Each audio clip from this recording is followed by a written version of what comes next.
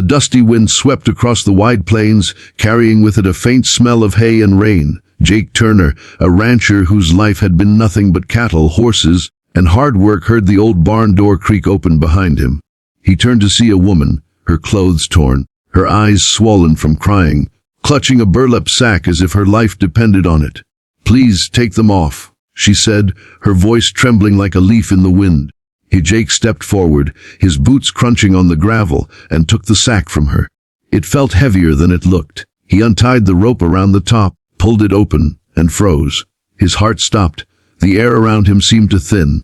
What was inside wasn't just unexpected, it would change his life forever.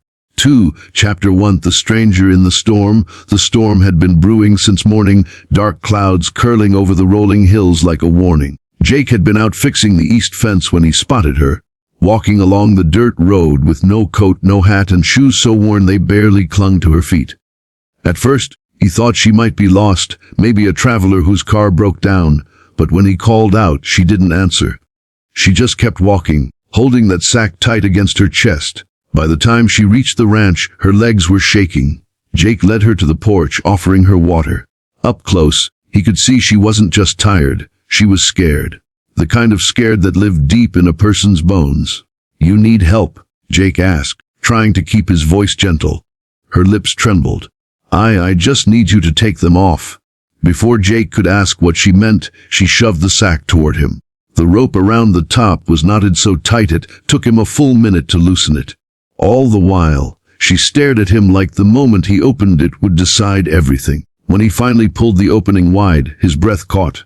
Inside, wrapped in an old quilt, were two tiny faces, children, a boy and a girl no older than 4 or 5, sleeping as if they had no idea the world had been so cruel. Jake's hands trembled. "Mom, what's going on?" Tears rolled down her cheeks. "They're my sister's kids. She's gone. And I can't keep them safe anymore." The words hit Jake harder than any punch. He'd been alone for years, the silence of the ranch his only companion since his wife passed. But looking at those kids, something stirred deep inside him, a feeling he thought had died a long time ago. Chapter 2. Burdens and Choices. Jake didn't know her full story, not yet, but something in his gut told him it was bad.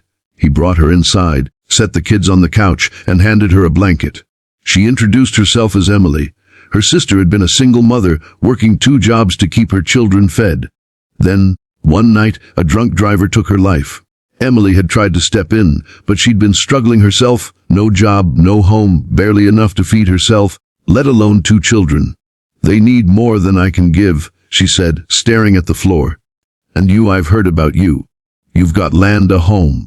You could give them a chance." Jake's first instinct was to refuse. Raising kids wasn't part of his plan. His life was quiet, predictable. And yet, he couldn't shake the memory of his wife Sarah, always talking about filling the house with laughter. These kids, they could bring that back. But it wasn't that simple. Taking them in meant changing everything. It meant giving up his solitude, risking his heart again.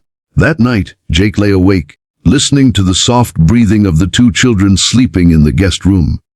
Emily had said she'd be gone by morning. She didn't want to see them cry when she left. When the sun rose, Jake found her standing by the truck, ready to leave. "You sure about this?" he asked. Her eyes were red, but she nodded. "Just promise me, don't let them feel unwanted. Not even for a second?" Jake swallowed hard, then extended his hand. "They're safe here. I swear it." As her car disappeared down the road, the boy wandered out of the house, rubbing his eyes. "Mister, are you my new dad?" Jake crouched down, looking into the child's hopeful eyes. He didn't have the right words, so he simply pulled the boy into a hug. And in that moment, Jake knew, sometimes family isn't about blood. It's about the people who choose to stay even when they don't have to.